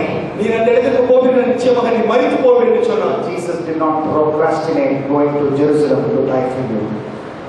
ஆண்டவரே இயேசு கிறிஸ்து எருசலேமுக்கு அவர் செல்லுவதில் அவர் காலம் தாழ்த்தவில்லை. உங்களுக்காக எனக்காக மரிப்பதற்கு அவர் சற்றேனும் ஒரு காலம் தாழ்த்தவில்லை. 18 years he was a woodworker. 18 வருஷங்கள் அவர் கார்பெண்டர் வுட் ஒர்க்கராக இருந்தார். 3 years he was a wonder worker. 3 வருஷம் அவர் அதிசயங்களை செய்கிறவராக இருந்தார். He didn't say let me work wonders for 18 years. அவர் 18 வருஷம் நான் அற்புத அடையாளங்களை செய்கிறேன் என்று சொல்லவில்லை. Only 3 years he was a wonder worker. அவர் 3 வருடங்கள் தான் அவர் அற்புத அடையாளங்களை செய்கிறவராக இருந்தார். He said I'm going to Jerusalem to be crucified. அவர் இப்பொழுது சொல்கிறார், நான் சிலுவையில் அடிக்கப்படுவதற்காக நான் எருசலேமை நோக்கி நான் செல்ல வேண்டும் என்று சொல்கிறார். I'm not going to procrastinate. நான் காலம் தாழ்த்த மாட்டேன் என்று அவர் சொல்கிறார். Went there. அவர் இடத்துக்கு சென்றார். Knelt down at the garden of Gethsemane. அவர் கெத்செமனே தோட்டத்தில் அவர் முழங்கால் படிட்டு He ஜெபித்தார். prayed. அவர் கண்ணீர் வடித்து His ஜெபித்தார். sweat became like drops of blood. ரத்தத்தை அவர் வேர்வையாக சிந்தி அந்த இடத்துல அவர் ஜெபித்தார். That was only the first drop of blood. அது என்னவென்றால் அவருடைய சரீரத்தில் வரக்கூடிய முதல் சொட்டு ரத்தமாக இருந்தது. Until the last drop of blood, when the Roman soldier pierced him on the side. ரோமா போர் சேவகர்கள் அவர் இந்த விழாவில் குத்தி கடைசி சொட்டு ரத்தம் வெளியே எடுக்கிற வரை Blood and water came out. அவர் ரத்தமும் சீல் அவர் சரீரத்தை விட்டு வெளியில வந்த பொழுது கூட Every drop was for you. ஒவ்வொரு சொட்டு ரத்தமும் உங்களுக்காக எனக்காக. Every drop says I love you. ஒவ்வொரு சொட்டு ரத்தம் சொல்கிறது, மகனே நான் உன்னை நேசிக்கிறேன். Every drop says come to me now. ஒவ்வொரு சொட்டு ரத்தம் சொல்கிறது, என் பிள்ளைகளை என்னிடத்தில் இப்பொழுது வாருங்கள் என்று சொல்லி. Every drop came from the mouth of the man who said, remember Lot's wife. அந்த ஒவ்வொரு சொட்டு ரத்தமும் சொல்கிறது, தேவனுடைய வார்த்தையை நினைவு கூறுங்கள். Every drop came from the man, from Jesus who said, லோத்தின் மனைவியை நினைத்துக்கொள் என்று சொன்ன ஆண்டவர் ரத்தம் அது. You know why? Lot's wife thought she had lots of time. ஏனென்று தெரியுமா, லோத்தின் மனைவி நினைத்தால் எனக்கு அநேக நேரம் இருக்கிறது என்று சொல்லி. I want to have one last look at sin in Sodom. அவள் நினைத்தால் எனக்கு கடைசியாக ஒரு முறை அந்த சோதோம் பட்டணத்தில் திரும்பி பார்க்க வேண்டும். I want to have one last look at that website. அந்த கடைசியாக ஒரு முறை அந்த வெப்சைட்டை பார்க்க வேண்டும் என்று நினைத்தாள். I want to go with my boyfriend for one more weekend. என்னுடைய பாய் ஃப்ரெண்டோடு கூட அட்லீஸ்ட் கடைசி ஒரு முறை நான் போறேன்னு நினைக்கலாம். One last look at sin because she thought she had lots of time. But she became a pillar of salt instantly. அந்த ஒரு காரியத்திலே லோத்தின் மனைவி காலதாமதம் பண்ணினாள், அவள் உப்பு தூணாய் மாறி போனாள். Remember Lot's wife, Jesus said. ஆண்டவருடைய வசனத்தை இந்த நேரத்தில் நினைவு கூறுங்கள். Remember Lot's wife, Jesus said. லோத்தின் மனைவியை நினைத்துக்கொள் என்று ஆண்டவர் சொன்னார். ஆண்டவர் சொன்ன அந்த லோத்தின் மனைவி நினைத்துக்கொள் என்று சொன்ன வார்த்தையை நாம் பார்க்கிறோம். He says, don't think you have lots of time. அவர் சொல்லுகிறார், உனக்கு அநேக நேரங்கள் இருக்கிறது என்று நினைக்காதே. Don't think you have lots of time to come to me. ஒருவேளை நீ நினைத்துக் கொண்டிருக்கலாம், எனக்கு அநேக நேரங்கள் இருக்கு, அநேக நேரங்கள் நீ நினைத்துக் கொண்டிருக்காதே. Come now. இப்பொழுது வா. Come now. இப்பொழுது வா. Tomorrow may be too late. நாளை தினத்துக்கு நீ கவலைப்படாதே. Tomorrow may be too late. நாளை தினம் ஒருவேளை ரொம்ப லேட்டாக இருக்கலாம். நாளை வேண்டாம், இன்றே வா. Would you close your eyes? இந்த நேரத்தில் நாம் கண்களை மூடி செல்லுவோம். All eyes closed. எல்லாருடைய கண்கள் மூட. All heads bowed. எல்லாருடைய தலைகள் தாழ்த்தப்பட்ட இந்த நேரத்தில் How many of you would say yes to this Jesus right now? இந்த நேரத்தில் எத்தனை பேர் இந்த இயேசு சுவாமிக்கு ஒரு வாழ்க்கையை கொடுப்பீர்கள்? Say, I don't enough of postponing matters. இதுவரை நான் காலம் தாழ்த்தின காரியங்கள் போதும், இனிமேல் அப்படிப்பட்ட காரியங்கள் வேண்டாம். Today I repent for my sin. இந்த நாளில் நான் மனம் திரும்புகிறேன், என்னோட பாவத்தை விட்டு நான் மனம் திரும்புகிறேன். I come to Jesus. இப்ப நான் இயேசுவினிடத்தில் நான் வரப்போகிறேன். Will you say that? அந்த காரியத்தை நீங்க சொல்லுவீர்களா? I want you to raise your hand and drop it down. இந்த நேரத்தில் அப்படி சொல்லுகிறவர்கள் உங்களுடைய கரங்களை உயர்த்துவீர்கள், உங்களுக்காக ஜெபிக்க போகிறேன். You can raise your hand. உங்களுடைய கரங்களை நீங்கள் உயர்த்தலாம். Yes, 3 hands, 4 hands. You are giving your life to Jesus. You say, I'm being postponing, but today I want to give my life to Jesus. I want you to raise your hand. ஒருவேளை ஆண்டவருக்கு உங்களுடைய வாழ்க்கையை கொடுப்பது இதுவரை நீங்கள் காலம் தள்ளி தாமதித்துக் கொண்டிருந்தாலும் பரவாயில்ல, இந்த நேரத்தில் ஆண்டவரிடத்தில் ஆண்டவருடைய வாழ்க்கையை உங்க கரத்தில் கொடுக்கிறேன் என்று சொல்லுவீர்களா? Raise it high. Don't be ashamed. நீங்கள் வெட்கப்பட வேண்டிய அவசியம் இல்லை. உங்களுடைய கரங்களை ஆண்டவருக்கு நேராக நீட்டுங்க. Jesus was not ashamed to die for you on the cross. ஆண்டவரே இயேசு கிறிஸ்து உங்களுக்காக அவர் கல்வாரி சிலுவையில் மரிப்பதற்கு எவ்விதத்திலும் அவர் வெட்கப்படவில்லை. He said, if you don't acknowledge me before men, I will also not acknowledge you before my Father in heaven. அவர் என்ன சொல்லுகிறார்? நீ மனுஷனுக்கு முன்பாக நீ பிரஸ்தாபப்படு, என்னை பிரஸ்தாபப்படுத்த நீ வெட்கப்பட்டால் தூதர்களுக்கு முன்பாக அவர் பிரஸ்தாபப்பட வெட்கப்படுவேன் என்று சொல்லுகிறார். So raise your hand high. இந்த நேரத்தில் உங்களுடைய வாழ்க்கை ஆண்டவருக்கு என்று ஒப்புக் கொடுக்கக்கூடியவர்கள் உங்களுடைய கரங்களை ஆண்டவரை நோக்கி உயர்த்துவீர்களா? The world's pleasures will pass away. இந்த உலகம் அப்படியே அழிந்து போய்விடும். மாறியான இந்த உலகம் மறைந்து போகும். The will of God in the one life that you have, you will live forever. ஆண்டவர் கொடுத்திருக்கக்கூடிய இந்த ஒரு வாழ்க்கையில ஆண்டவருடைய சித்தத்தை நீங்கள் செய்வீர்கள் என்றால் உங்களுக்கு நித்தியமான ஒரு வாழ்க்கை இருக்கிறது. Raise your hand. Don't be ashamed. இந்த நேரத்தில் உங்களுடைய கரங்களை உயர்த்த வெட்கப்பட வேண்டாம். Then second thing, get up from your seat. இரண்டாவது காரியமாக நீங்க கரங்களை உயர்த்த இருக்கிற இடத்துல அப்படி எடுத்துங்க. மற்றவர்கள் எல்லாருடைய கரங்களை உங்களுடைய கண்களை மூடிக்கொள்ளுங்க. All eyes closed, and if you raise the hand, get up from your seat. எல்லாருடைய கண்களை மூடுங்க. இந்த சூழ்நிலையில கரங்களை உயர்த்தினவர்கள் மாத்திரம் இருக்கையில் எழுந்திருங்கள். Yes, enough of procrastination. I'm giving my life to Jesus. If you say that, you can raise your right, get up from your seat. இதுவரை நான் காலத்தை தாமதித்துக் கொண்டிருந்த காரியம் போதும், என்னுடைய வாழ்க்கை நான் இயேசுவினிடத்தில் கொடுக்கிறேன் என்று சொல்லுகிறேன். இந்த நேரத்தில் அப்படி எழுந்து நிற்பீர்களா? Yes. You don't have to see what your friend is doing. உங்களுடைய ஃப்ரெண்ட்ஸ் பக்கத்துல இருக்கவங்க என்ன பண்றாங்க நீங்க பார்க்கணும் அவசியம் இல்லை. Your friend did not die for you on the cross. உங்களுக்காக சிலுவையில உங்களுடைய ஃப்ரெண்ட் வந்து மரிக்கல. Your friend has to spend 10,000 rupees for you. You will think 10,000 times.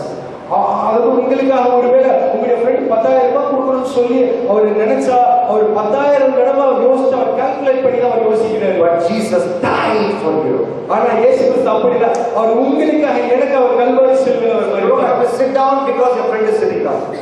நீங்கள் உங்களுடைய ஃப்ரெண்ட்ஸ் பக்கத்துல உட்கார்ந்து இருக்காங்க அப்படின்னு சொல்லி நீங்க உட்கார்ந்து அவசியம் இல்லை. But if you are willing to repent from your sins, நீங்கள் ஒருவேளை உங்களுடைய பாவமான இந்த வாழ்க்கையிலிருந்து மனம் திரும்ப வேண்டும் என்ற ஒரு ஆசை இருக்கும். and you want to give your life to Jesus without any delay, உங்களுடைய வாழ்க்கை காலம் தாமதிக்காமல் ஆண்டவருக்கு உங்களுடைய வாழ்க்கையை கொடுக்க வேண்டும் என்று நீங்கள் நினைத்தீர்கள் என்றால் get up from your seats. இந்த இடத்திலே நீங்கள் இருக்கக்கூடிய இடத்திலிருந்து எழுந்திருங்கள். I want those of you who got up to come forward right now. Come forward right here, the ladies and the men right here. இந்த வேளையில நீங்கள் எழுந்திருக்கக்கூடிய நீங்கள் உங்களுடைய இருக்கிற இடத்திலிருந்து முன்னே வாருங்கள். Come forward right here, right here. We will be done in 5 minutes, but this is very important. Come forward. நிமிடத்தில் நாங்கள் எல்லா காரியங்களையும் நாங்கள் முடிக்க போகிறோம். கரங்களை உயர்த்துவர்கள் அப்படியே முன்பதாக இங்கே வாருங்கள். இந்த இடத்துக்கு முன்பதாக வாருங்கள். Come forward right now. முன்னே வாருங்கள், முன்னே வாருங்கள். Thank you Lord, thank you Lord. Come forward. Come forward. Please come. Please come. Please come. Yes. It's still not too late to join them. ஒருவேளை நீங்கள் நினைக்கலாம் இப்பொழுது இடத்துக்கு வரலாமா என்று நினைக்கிறீங்களா? நீங்களும் வரலாம். உங்களுக்கு லேட் ஆகல. வாருங்கள், வாருங்கள். The door is still open. உங்களுக்கு கதவு இன்னும் திறந்துதான் இருக்கிறது. But one day, ஆனால் ஒரு நாள் the door of the ark will be shut. அந்த பேழையுடைய கதவு மூடப்படும். Then the rains will come. அப்பொழுது மழை வரும். The flood will rise up. வெள்ளங்கள் அப்படியே எழுவலாம். Swept by the sea. நீங்கள் அந்த தண்ணியோடு அடித்துக் கொண்டு போக முடியும். Knock at the door of the ark.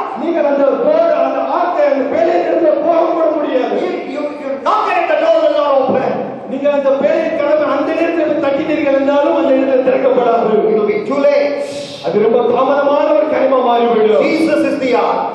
இயேசுவே அவர் பேராக இருக்கிறார். He says, come inside. அவர் சொல்லுகிறார், என்னக்குள்ள வாருங்கள். You will eat with me and you will enjoy life eternal. என்னோடு கூட போஜனம் பண்ணுங்கள், நித்தியமாக என்னோடு கூட சந்தோஷமாக When I இருப்பீர்கள். come again the second time, நான் மறுபடியும் இரண்டாம் முறை வரும்பொழுது it will be too late. அது மிகவும் தாமதமாக It will போய்விடும். be too late. மிகவும் தாமதமாக போய்விடும். I am the door. நானே வாசல். And the door is open now. வாசல் திறந்திருக்கிறது. Come in before it closes. இப்பொழுது உள்ளே வாருங்கள், கதவு மூடுவதற்கு I முன்னால். want those of you who come forward to kneel down. Those of you who come forward, kneel down. ஹalleluya. முன்னே வந்திருக்கிற நீங்கள் இருக்கிற இடங்கள் அப்படியே நீங்க முழங்கால் படிக்கிறது. I am a preacher to modern youth, but I am an old-fashioned guy. I am a very old-fashioned preacher. நான் பழைய காலத்து ஒரு பிரீச்சரை போல தான் உங்களை இடத்துல நான் இப்பொழுது முன்னாக கூட்டி இருக்கிறேன். I want you to kneel down. இந்த இடத்துல நீங்க முழங்கால் படிக்கிறபடியாக I கேட்டுக்கொள்கிறேன். spoke to you through the mic. இந்த மைக்கின் மூலமாக தான் உங்களோடு கூட There is பேசுகிறேன். another voice. இதை காட்டிய வேற ஒரு சத்தம் The கேட்கிறது. voice of the Holy Spirit. பரிசுத்த ஆவியானவருடைய சத்தம். He is speaking to you inside your heart. ஒவ்வொரு இருதயத்திலும் பரிசுத்த ஆவியானவர் பேசிக் கொண்டிருக்கிறார். So, listen to his voice. அவருடைய சத்தத்தை நீங்க செவி He கொடுங்க. says, repent. அவர் சொல்லுகிறார், பரிசுத்த ஆவியுடைய சத்தம் மெல்லிய சத்தம் சொல்லுகிறது, மனம் திரும்புங்கள். He says, ask for forgiveness. அவர் சொல்லுகிறார், மன்னிக்கும்படி அவரிடத்துல So கேளுங்க. ask, say, Lord, I'm sorry. ஆண்டவரிடத்துல சொல்லுங்க, ஆண்டவரே என்னை மன்னித்து விடுங்கன்னு சொல்லுங்க. Open your mouth quietly and say, I'm sorry. உங்களுடைய வாயை திறந்து ஆண்டவரிடத்துல பேசுவீங்களா? உள்ளத்தின் ஆழத்துல அழுத ஆண்டவரிடத்துல பேசுவீங்களா? Say, sorry, Lord. ஆண்டவரே என்னை மன்னித்து விடுங்க. Wash me, Lord. ஆண்டவரே உங்க ரத்தத்தால கழுவுங்க. Cleanse me, Lord. ஆண்டவரே என்னை பரிசுத்தப்படுத்துங்க. Say that right now. இப்பொழுது அந்த வார்த்தைகளை சொல்லுவீர்களா? I give my life to you, Lord. ஆண்டவரே என் வாழ்க்கை உங்க கரத்துல கொடுக்கிறேன். Wash every sin. ஆண்டவரே என்னை கழுவி என்னை பரிசுத்தம் எல்லா பாவத்திலிருந்து என்னை கழுவுங்க. Say that to Jesus right now. இப்பொழுது இயேசு சுவாமி இடத்துல இப்பொழுதே சொல்லுங்க. Why? Now I'm going to teach you a prayer.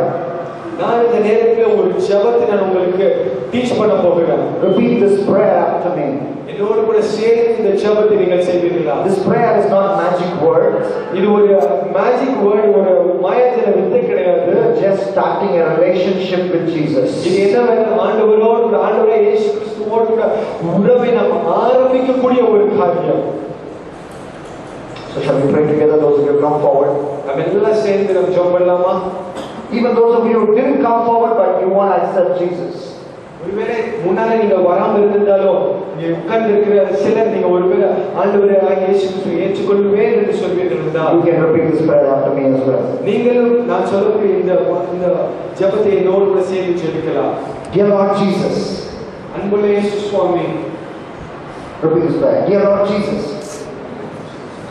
I'm sorry for my sins. Please wash my sin with your blood. Thank you for dying for me on the cross. I repent for my sin. I believe in you as my only Savior. I believe that you rose again from the dead.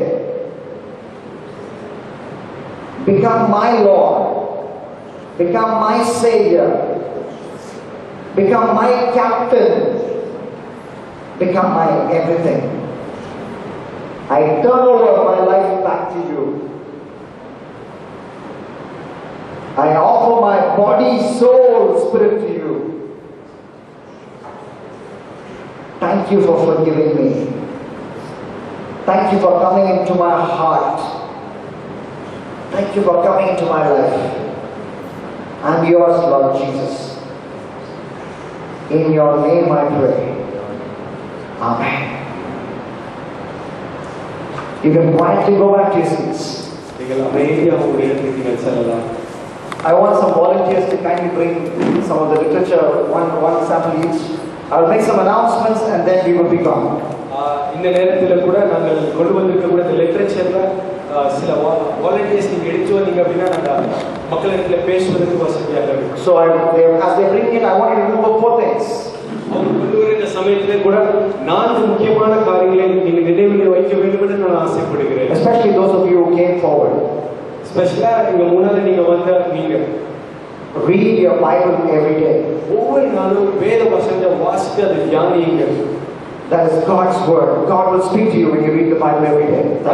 அது ஆண்டவருடைய வார்த்தை. நீங்கள் வேதத்தை வாசிக்கும் பொழுது ஆண்டவர் உங்களோடு கூட அவர் பேசுவார். Second, pray every day. இரண்டாவதாக அனுதினமும் நீங்கள் ஜெபியுங்கள். No matter how busy you are, நீங்க எவ்வளவு பிஸியா இருந்தாலும் பரவாயில்ல, take time, take 15 minutes to start with and keep increasing it. Pray, talk to Jesus. ஒவ்வொரு நாளும் 15 நிமிஷம் அதற்கென்று ஒதுக்கி ஜெபிக்க நீங்கள் ஆரம்பியுங்கள். Thirdly, மூன்றாவது காரியம், be part of a Bible believing fellowship, and this is a wonderful fellowship. You must be part of this. மூன்றாவதாக நீங்கள் ஒரு ஜெப ஐக்கியத்தில், அதாவது வேதத்தை அப்படியே தியானித்து அதை அப்படியே நம்புகிற, அதை அபியாசப்படுத்தக்கூடிய ஒரு ஜெப ஐக்கியத்தை நீங்கள் சேருங்கள். இந்த ஐக்கியம் அருமையான ஒரு ஐக்கியம். So be part of this fellowship. அதனால இந்த ஐக்கியத்தில் எப்பொழுதும் ரெகுலராக ஒரு be part of. You are safe and you'll be encouraged. நீங்க அதாவது உங்களுடைய மனதளவில் நீங்கள் தைரியப்படுத்தப்படுவீர்கள். And when you go to your college or when you go to your workplace, start a fellowship where you can pray even during your week. நான்காவதாக நீங்கள் செல்லக்கூடிய இடங்களில், நீங்கள் ஒருவேளை படிக்கக்கூடிய இடத்திலே இருந்தாலும் சரி, அது நீங்கள் வேலை பார்க்கக்கூடிய இடத்துல இருந்தாலும் சரி, ஒரு ஐக்கியத்தை, ஒரு ஜெப ஐக்கியத்தை அங்கே நீங்கள் உருவாக்குங்கள். Fourthly, tell others about Jesus. நான்காவதாக மற்றவர்களுக்கு இயேசுவை குறித்து சொல்லுங்கள். Your pastor said that 50%, about 50% of people come to Christ when they see Christians in the neighborhood. நம்முடைய பாஸ்டர் இன்னைக்கு காலையில சொன்னது போல 50%, 50% அதிகமான மக்கள் நம்ம கிறிஸ்தவர்கள் வாழக்கூடிய அந்த வாழ்க்கை நடக்கையை பார்த்து இயேசுவை ஏற்றுக்கொள்கிறார்கள். Witness for Jesus through your life. அதனால உங்களுடைய வாழ்க்கை மூலமாக இயேசுவுக்கு சாட்சியாக இருங்கள். Witness for Jesus through your lips.